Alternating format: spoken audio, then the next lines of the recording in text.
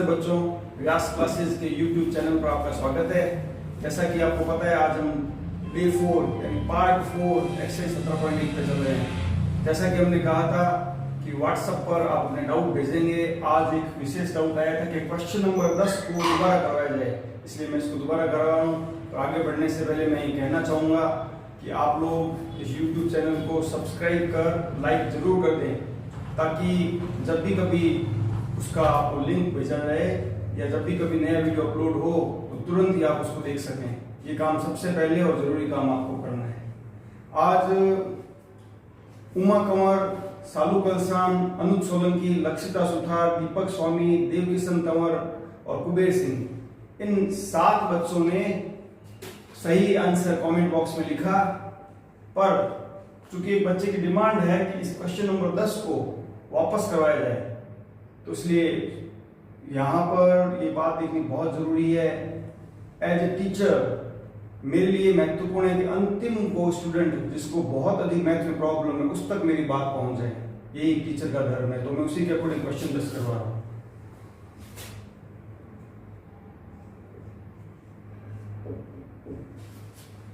एक विद्यालय के 5 कर्मचारियों का औसत मासिक वेतन रुपए 3000 है। एक कर्मचारी के सेवानिवृत्त हो जाने पर शेष कर्मचारियों का औसत मासिक वेतन रुपए 3200 3200 हो जाता है। सेवानिवृत्त कर्मचारी का सेवानिवृत्ति के समय कितना वेतन था? देखिए बच्चों, जब सेवानिवृत्ति रिटायर हो जाएगा व्यक्ति, तो व्यक्ति है वो कम हो जाएगा, फिर 5 की जगह 4 ही रह जाएंगे। तो कल जो एक सवाल किया था घटाई गई संख्या, उसी सेम पैटर्न पर सवाल है, फिर भी मैं इसे दोबारा करवा रहा हूं। सबसे पहले हम लिखेंगे प्रश्नानुसार एक विद्यालय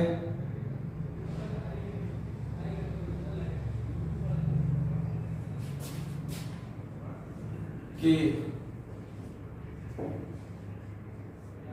5 कर्मचारियों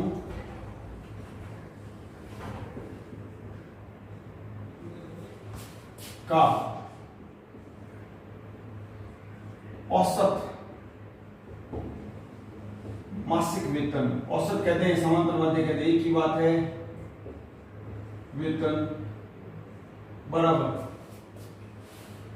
3000 रुपए है।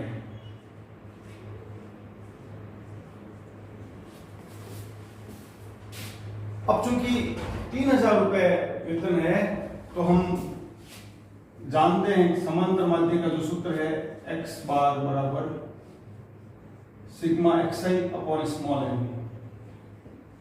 xi x1 से m तक कुछ भी हो सकता है। यहाँ पर चूंकि 5 कर्मचारी हैं तो x1 से x5 तक मान लिया जाएगा। तो इसी क्रम में हम इसको आगे लिखते हैं, x1 प्लस x2 से लेकर x5 बटा कितने कर्मचारी हैं? 5। तो स्मॉल m कितना आ गया? 5। समांतर माध्य 3000 रुपए और x1 से x5 हमें पता नहीं है।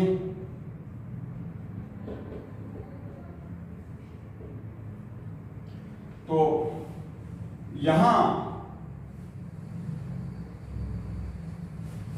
ये ज्ञात कर रहे हैं, ये चूंकि भाग में से गुणा में चला जाएगा, वज्र गुणा हो जाएगी।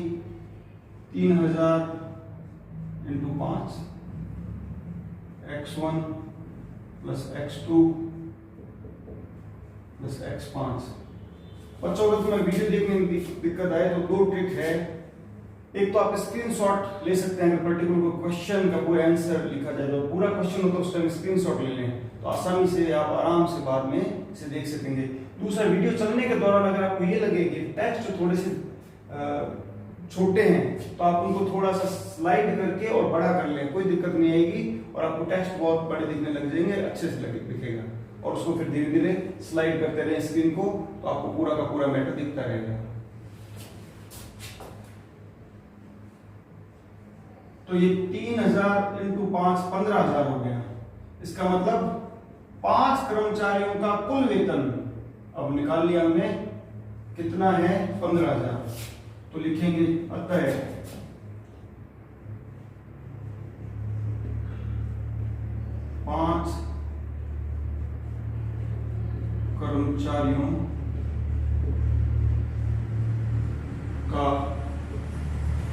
कुल वेतन देखिए बेटा x1 x2 प्लस 5 है, कुल हो गया इनका, तो कहा कुल वेतन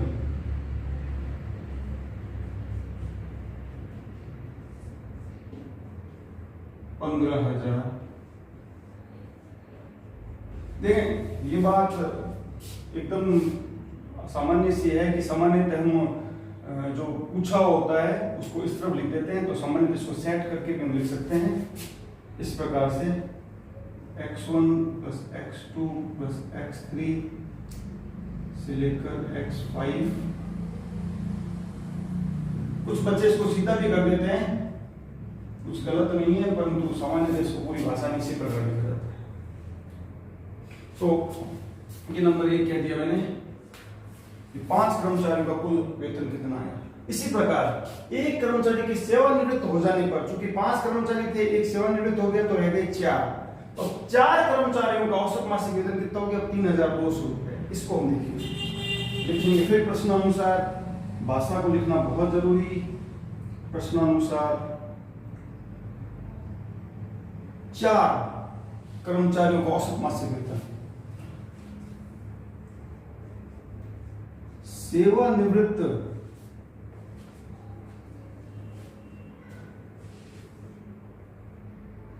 हो जाने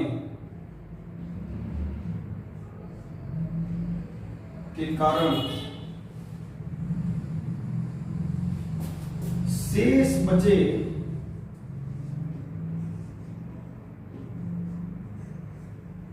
4 कर्मचारियों का औसत मासिक वेतन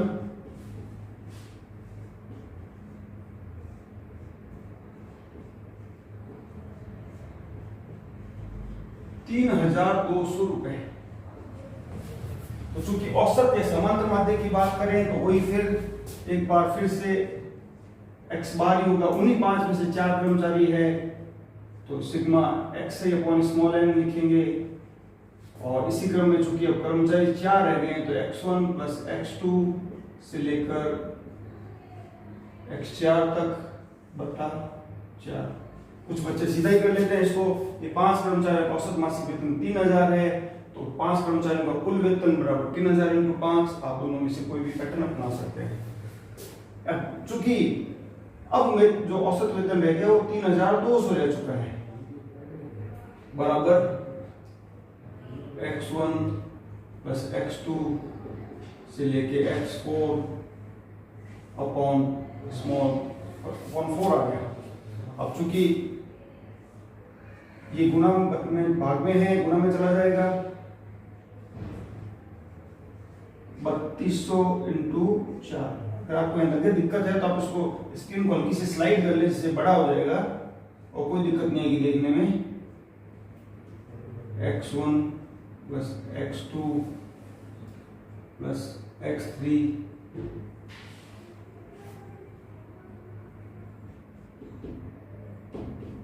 x4 तो कर ले। अब इसको गुणा कर लेते हैं हम। देखो मैं सारे प्रश्न आपको ऐसे ही मान के करूंगा कि आप में से कुछ बच्चे कुछ नहीं जानते हैं या सभी बच्चों को साथ में लेके चलना है, इसलिए मैं एक प्रश्न की गुणा मैं स्वयं करके बताऊंगा। तो 12,800 हो गया, बराबर x1 प्लस x2 से लेकर x4 तक। तो इसको अब लिखा जा सकता है कि 4 कर्मचारियों का औसत मासिक वेतन कितना आ गया। कुल औसत तो दे रखा था हमें 3200, तो अब 4 कर्मचारियों का कुल वेतन कितना आ गया? 12,800। तो यहां लिखेंगे हम, अतः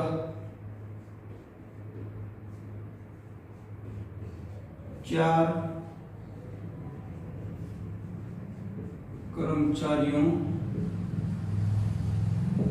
का कुल वेतन बराबर 12,800 रुपए। देखिए बच्चों, यहाँ जगह नहीं है, मैं ऊपर करूंगा इस सवाल को आगे। अब कहा है सेवानिवृत्त कर्मचारी का वेतन। कल भी हमने देखा था कि 5 कर्मचारी थे, उनका वेतन रहा 15,000, 4 का 12,800। तो जैसे ही 5 कर्मचारियों के वेतन में से 4 कर्मचारियों को घटाएंगे तो 1 का बच जाएगा। मैं फिर बात को दोहराता हूं कि 2 व्यक्ति है, वो 50 रुपए कमाते हैं। एक व्यक्ति ने 30 रुपए कमाए तो दूसरे ने 20 कमाए। बस उसी बात पे ध्यान रखना, ये घटाया जाएगा। तो ये समीकरण 1 होगी, ये समीकरण 2 होगी। अब हम यहां पर सवाल आगे बढ़ा रहे हैं। सेवानिवृत्त यानी रिटायर्ड जो हुए कर्मचारी का वेतन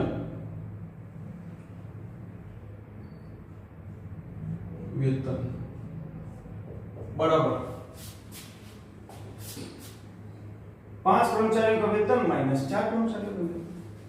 तो 5 कर्मचारियों का वेतन यानी कि मैं दूसरे शब्दों में लिखूं समीकरण 1 माइनस समीकरण 2। वो एकदम स्पष्ट लिखा हुआ है। तो 15,000 माइनस 5 का देखिए बेटा 15,000 है और 4 का कितना है 12,800 माइनस 12,800। सवाल कुछ धीमी स्पीड से होंगे पर मुझे सभी बच्चों को लेकर चलना है, इसलिए मैं इसी प्रकार देखें। घटाना बहुत आसान है, सभी बच्चे कर सकते हैं और उसी रिदम से आप उतार सको, इसलिए मैं साथ साथ में आपको बता रहा हूँ गणना। 0 0 10 में से 8 गया 2, 4 में से 2 गया 2200 रुपए।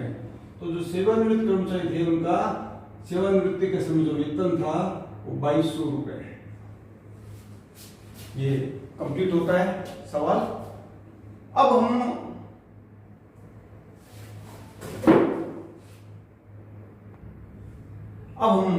आज डे 4 में 17.2 शुरू कर रहे हैं। आज फर्स्ट टाइम हम पहला सवाल कर रहे हैं 17.2 का। देखें 17.2 बहुत आसान प्रश्नावली है। 17.2 अवर्गीकृत बारंबारता बंटन की बात करता है। इसको भी मैं थोड़ा सा समझा दूं यहां पर। जब आंकड़े छोटे होते हैं, जैसे एक कक्षा के अंक दे दिए 10 में से 3, 4, 5, 7, फिर 4, सामान्यतः सिर्फ 4 या 5 आंकड़े हैं तो इसका राशियों का योग बटा राशियों की संख्या। परंतु जब आंकड़ों की संख्या बढ़ जाए तो ये जो स्थिति बनती है जब हम सवाल हल करते हैं तो व्यक्तिगत श्रेणी कहलाती है। ये समझना जरूरी है बेटा, ये आपने 9th क्लास में अच्छे से पढ़ रखा है। व्यक्तिगत श्रेणी कहलाती है। परंतु मान लीजिए एक कक्षा में 10 में से जो अंक हैं वो 3, 3, 4, 5, 7, 4, 3, 7, 7 ये अंक हों तो ऐसी स्थिति में ये तो मैंने छोटी श्रेणी ली, और भी ये बढ़ सकती है। तो आंकड़ों को आसानी से हल करने के लिए एक व्यवस्था बनाई गई है। इसमें क्या किया जाता है कि हम देख लेते हैं ये सब ये चर कहलाते हैं। ये सब क्या कहलाते हैं समझें आप बात को। ये चर हैं, इनको x के मान या चर कहते हैं। तो ये जो चर हैं इनको व्यवस्थित किया जाता है कि x चर है और फिर f लिखा जाता है। इसका f का मतलब बारंबार था। ये बातें छोटी क्लास की है परंतु मैं यहां समझा देता हूं ताकि आपको ध्यान रहे कि अवर्गीकृत श्रेणी क्या होती है। तो x है वो तो चर है, जैसे 3 है इसमें एक पद, एक 4 भी है, एक 5 भी है और एक 7 भी है। 3 अंक प्राप्त करने वाले कितने बच्चे हैं 1 2 3। तो चूंकि हम मिलान चिन्ह से करते हैं 3 हो गए। 4 अंक प्राप्त करने वाले 1 और 2 तो 2 बच्चे। 5 अंक प्राप्त करने वाला सिर्फ एक बच्चा है, 7 अंक प्राप्त करने वाले फिर 3 बच्चे हैं। तो ये जो श्रेणी जा रही है जो अव्यवस्थित थी उसको हमने व्यवस्थित कर लिया। इसलिए ध्यान रखें कि ये जो मान है, ये वास्तविक मान ये होते हैं, इनको हम चर कहते हैं, है ना। x के जो चर है ये मान है वो वास्तविक मान है। ये तो इसकी बारंबारता जो ये बताती है कि 3 कितनी बार आया, 3 बार आया, 4 कितनी बार आया, 4 2 बार आया। इसलिए मुख्य रूप से जो चर होते हैं, जो प्रेक्षण होते हैं, वो ये x ही होते हैं। ये जो सवाल आज हम देख रहे हैं ये बारंबारता सारणी जो कि बनाने एक्सरसाइज 9 में क्लास 9 में सिखाया जा चुका है, तो इसको सीधा इसने याद दिया। इसका क्या सूत्र होता है इसको हम हल करेंगे। यहाँ एक बात ध्यान से देखिए, बहुत आसान प्रश्न है। 17.2 का जो उदाहरण 1 है वो मैं अभी करवाने जा रहा हूं आपको। उदाहरण 1 है, इस पैटर्न पर बहुत सारे सवाल हैं, तो आज आपको होमवर्क भी खूब मिलने वाला है। पहला, दूसरा, तीसरा, चौथा, पांचवा, छठा 17.2 का। इसके अलावा विविध में भी 4 बहुत आसान सवाल दे दिए, 10वां, 11वां, 12वां, 13वां। इनमें कुछ सवाल अलग पैटर्न के हैं, पॉइंट के, वो मैं आपको करवा के बताऊंगा, बाकी सभी आप करेंगे। तो आज हम सबसे पहले 17.2 का पहला सवाल समझेंगे। तो ये जो व्यक्तिगत श्रेणी हमने सीखी, इसके बाद आज हम क्या सीख रहे हैं, अवर्गीकृत।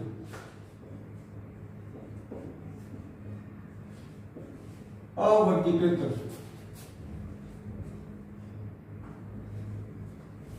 बारंबारता बंटन बोलते हैं इसे। जब ये श्रेणी आगे बढ़ती है तो फिर मैं बता दूं कि आज हम 3 तरह के सवाल कर रहे हैं। आपकी कक्षा 10 बोर्ड में वर्गीकृत बारंबारता बंटन के सवाल ज्यादा है, वही पैटर्न ज्यादा पूछे जाते हैं। तो उसके अंदर जब संख्याएं और बढ़ जाती हैं तो उनको किस प्रकार व्यवस्थित किया जाता है, इसके लिए नई व्यवस्था दी जाती है। उसमें मान लीजिए 1 से 100 तक में से अंक दिए गए हों तो फिर वर्ग अंतराल लिखा जाता है। ये मैं एक बार यहां समझा देता हूं आपको कि 0 से 10, मान लो स्कूल में 100 बच्चे हैं और 0 से 10, 10 से 20 और 20 से 30, ये 30 में से अंक प्राप्त हुए बच्चों को। 0 से 10 अंक प्राप्त करने वाले 7 बच्चे हैं, 10 से 20 अंक प्राप्त करने वाले 8 बच्चे हैं, 20 से 30 अंक प्राप्त करने वाले 10 बच्चे हैं। तो ये जो पैटर्न बनता है, ये सिर्फ x दिया हुआ है तो व्यक्तिगत श्रेणी है। जब x को और f को व्यवस्थित किया गया अवर्गीकृत बारंबारता बंटन हुआ, और जब ये वर्ग अंतराल के रूप में आ गया तो इसको हम नया कहते हैं वर्गीकृत बारंबारता बंटन। ये बात मैंने यहाँ समझा दी है, तो नेक्स्ट टाइम हम इसका सवाल सीधा करेंगे। वर्गीकृत बारंबारता, यहाँ ये बात क्लियर करनी बहुत जरूरी है। आज हम उदाहरण 1 को आगे बढ़ाएंगे। आपको जब भी लगे तो मैक्सिमम जो पूरा बोर्ड भरा उसकी स्क्रीनशॉट ले लें ताकि आपको दिक्कत ना आए। देखिए सवाल, ये उदाहरण 1 है। x सामान्यतः इसको चर कहते हैं और साथ में बारंबारता f।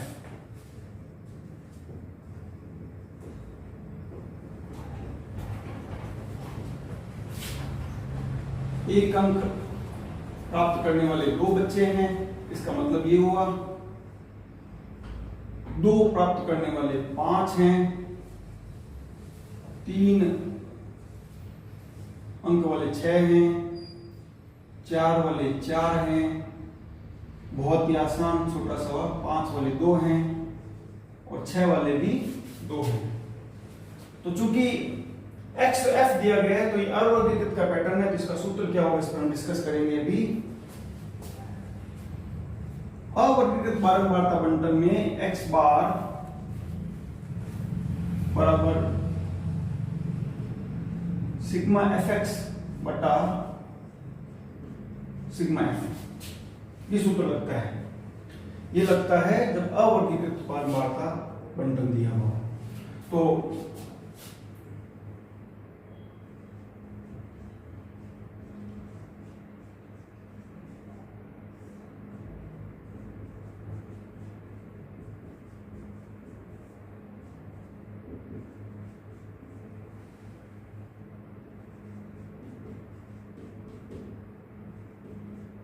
समांतर माध्य। यहां सूत्र को देखते जाएं, बहुत आसान प्रश्नावली है और सवाल हल करते जाएं। x बार यानी समांतर माध्य बराबर सिग्मा fx, यानी f और x की गुणा, तो आसानी से आप fx की गुणा कर लेंगे। fx यानी इसका मतलब f इंटू एक्स ही है, समझ लें इसको। 1 इंटू 2 2, 2 इंटू 5 10, आंक लिखते टाइम ध्यान रखिए इकाई के नीचे इकाई है। 3 इंटू 6 18, आंकड़े लिखते टाइम ये बात ध्यान। 4 इंटू 4 16, पॉइंटों के सवाल में और भी विशेष हो जाएगा। 5 इंटू 2 10,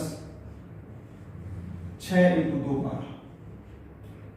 तो अब ये जो आया क्या बोल रहे हैं वो, सिग्मा fx। हमें पता है सिग्मा का मतलब होता है जितने भी पद हों उन सब का योग, तो fx जो है उसका सिग्मा है उन सब का योग करना। तो सिग्मा fx कर लें आप। 2 8 10 6 16 तो 18, 1 2 3 4 5 6, आसानी से दोबारा से आप योग कर लें। 10 6 16 तो 18, 1 2 3 4 5 6, इसको हम यहाँ पर लिखेंगे सिग्मा fx। एक बात ध्यान देना बच्चों, ये नीचे क्या दिया गया सिग्मा f, तो सिग्मा f भी हम करके देखेंगे। 2 5 7 6 13 4 17 तो 19 2 21 21 आ गया। ये आया सिग्मा f हमारा। तो सिग्मा मतलब योग और f का सिग्मा जैसा जैसा सूत्र बोलता रहे बस उसी प्रकार करते रहे, कोई भी दिक्कत नहीं आएगी सवाल में। तो यहां पर हम देखते हैं सिग्मा fx 68 बटा सिग्मा f 21। अब इसमें इसका भाग देना है। आप आराम से, जैसे मैंने कहा कि अंतिम बच्चे तक मेरी बात पहुंचनी चाहिए, उसको भी समझ आ जाए इस वीडियो के माध्यम से, इसलिए मैं पूरा भाग भी करके बताऊंगा। देखें 21 का भाग दिया, 21 इंटू 3 63, 5 बच गया। अब आगे संख्या है नहीं तो पॉइंट लगा दिया और 0 उतार दिया। 21 दूनों 42, फिर घटा दिया 8 बच गया। अब चूंकि फ्री के पॉइंट है हम लगा सकते हैं, पॉइंट लगा हुआ है। 21 3 63,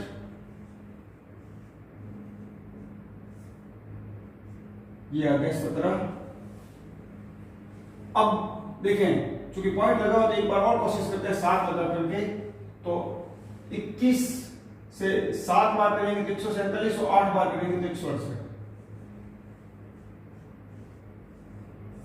बस इतना बहुत है, ज्यादातर 2 बिंदु तक निकालते हैं। तीसरा बिंदु जो हम निकाल लेते हैं तो ध्यान रखें पॉइंट के बाद अगर तीसरी संख्या 5 या 5 से अधिक हो तो 2 नंबर संख्या एक बढ़ जाती है, तो इसका उत्तर हम 3.24 भी लिख सकते हैं।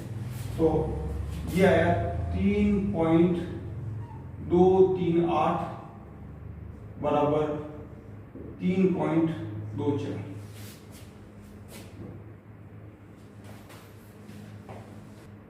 गौर करें बच्चों, आंसर 3.238 है, चूंकि कोई भी और इकाई नहीं लगी है इसलिए हमने भी नहीं लगाई है। साथ में ध्यान रखें कि सामान्यतः आप ये उत्तर लिख सकते हैं, परंतु एक गणित का व्यवहार है कि पॉइंट के बाद अगर तीसरी संख्या 5 या 5 से अधिक हो तो 2 नंबर संख्या बढ़ जाती है, इसको 3.24 लगभग भी लिखा जा सकता है। बुक में ये आंसर है और ये भी लिखा जा सकता है।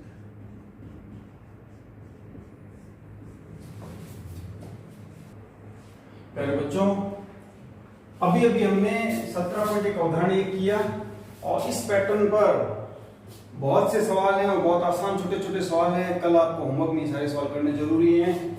17.2 का प्रश्न 1 2 3 4 5 6 और प्रश्नावली 17 विविध का 10 11 12 13 बहुत ही छोटे सवाल हैं, परंतु इनमें ये तीसरा सवाल और अलग है, इसको मैं करवा के बताना चाहता हूँ। पॉइंटों का है, कुछ बच्चों को पॉइंट की गुणा में प्रॉब्लम है तो मैं करवा के बता रहा हूँ और बाकी सवाल आप करके देखेंगे।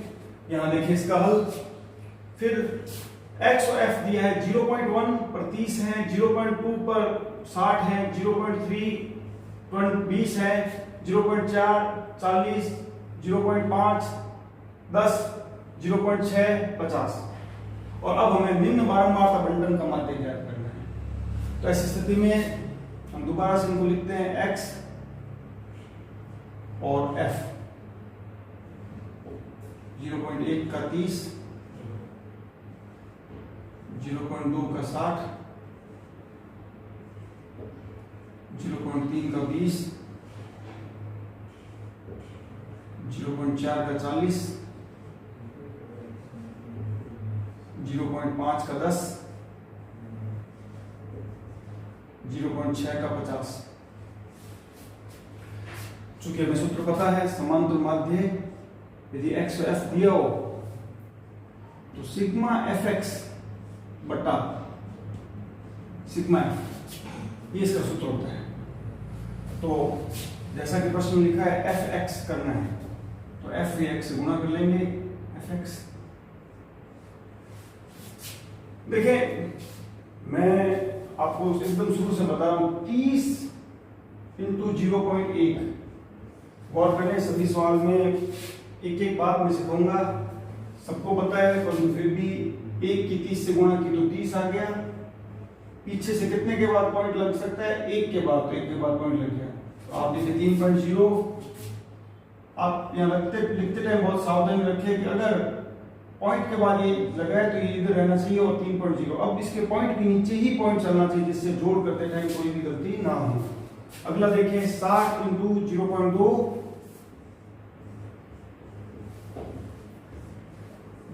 2 छंग 12, 120 आ गया।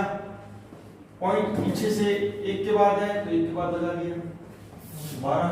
अब गौर करें कि 12.0 तो 0 के नीचे पॉइंट के नीचे पॉइंट गया है और पॉइंट की तरफ वाली संख्या इधर लिखनी है ना, ये पैसे हैं ये रुपए हैं, इसलिए इसी क्रम में आपको ध्यान रखना है। 20 इंटू 3 60 हो गया, तो 60 है, पीछे से 1 के बाद पॉइंट लगाना है, 1 के बाद पॉइंट लगा दिया।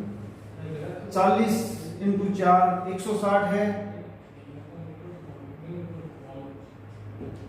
पीछे से फिर 1 के बाद पॉइंट लगाना है तो पॉइंट लगा दिया। 10 इंटू 5 50 है। देखिए गौर करें पॉइंट के नीचे ही पॉइंट आ रहा है तो ये पॉइंट फिर आ गया। 50 इंटू 6 300, 300 लिखेंगे यहाँ पर। दिक्कत हो तो आराम से वहां करके देखिए जैसे मैंने करके देखा है और आप लिख लें आराम से। सिग्मा fx बराबर 0 की चीजें 0 हैं, आराम से लिख लें, पॉइंट के पीछे पॉइंट लगाते चलें। ऐसा करेंगे तो कोई भी गलती नहीं होगी आपकी। 3 2 5 11 6 17 5 22 और 2 2 3 4 3 7 72.0। पॉइंट के बाद 0 की कोई वैल्यू नहीं होती तो आप इसे 72 भी कह सकते हैं। फिर सिग्मा fx यानी fx का योग हुआ इसलिए सिग्मा fx। अब ये सिग्मा f करके देखें आप यहाँ पर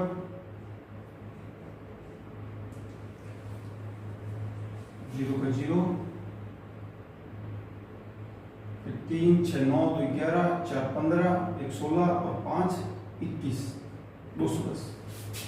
तो अब हम इस सूत्र में मान लगाना, ये सूत्र हमारा x बार बराबर सिग्मा fx बटा sigma f। Sigma fx by 72 बटा सिग्मा f आया 210। मैं यहाँ उत्तर सीधा लिखना चाहूंगा, वहां पर एक बार काट के आपको बता देता हूँ। 72 बटा 210 है, 2 के पाड़े से जा रहा है ये, 2 3 6 2 6 12, 2 के पाड़े से भी जा रहा है, 2 1 2, 1 में भाग जाता नहीं, भाग टूट गया बिंदी, 2 5 10। फिर ये देखें अगर किसी संख्याओं के योग में 3 का भाग जाए तो उसमें 3 का भाग जाएगा। ये छोटे छोटे कॉन्सेप्ट ये भी मैं आपको बताना चाहूंगा। तो इसमें भी 3 का भाग जाएगा क्योंकि 3 और 6 इनका योग करने पर 3 का भाग जाता है। इसमें तीनों संख्याओं का योग करें, 1 + 0 + 5 6 में 3 का भाग जाता है, इसका मतलब इसमें भी 3 का भाग पक्का ही जाएगा। तो फिर 3 का भाग मिलने पर 3 1 3 3 2 6 3 3 9 3 5 15। जब हम गणित पूरी कर लेंगे तो आप निश्चित तौर से चौथी से लेके शुरू की क्लास अब तक की कोई भी बात छोड़ेंगे नहीं, ये मैं आपसे वादा करता हूँ। 12 बटा 35, तो 12 बटा 35 आया। तो हम अब एक काम करते हैं, भाग दे देते हैं यहाँ पर। 12 में 35 का भाग दे दिया, क्योंकि भाग जाता नहीं है तो पॉइंट लगेगा और यहाँ आ जाएगा 0। पॉइंट से पहले आप 0 लगा सकते हैं। 35 या 105 लगा ले, 10 में से 5 गया 5 1। चूंकि पॉइंट लगा है तो हमारे पास फ्री में ऑफर मौजूद है। अब 35 इंटू 4 140 हो जाएगा। आराम से करके देख लें आप, यहाँ पर कोई बात नहीं, मैं भी आपकी तरह करके देख लेता हूँ। 4 पंजे 20, 2 4 3 12 140, तो ये बच गया 10, फिर 0 आएगा तो 35 के 105 2 के लगभग आ रहा है, कोई खास बात नहीं है। तो पॉइंट 0.34 लगभग उतरा गया। अगर पॉइंट के बाद तीसरी संख्या 5 या 5 अधिक होती तो हम इसको एक बढ़ा देते, तो इसका उत्तर आया 0.34। आगे आप लगभग लिख सकते हैं इसमें।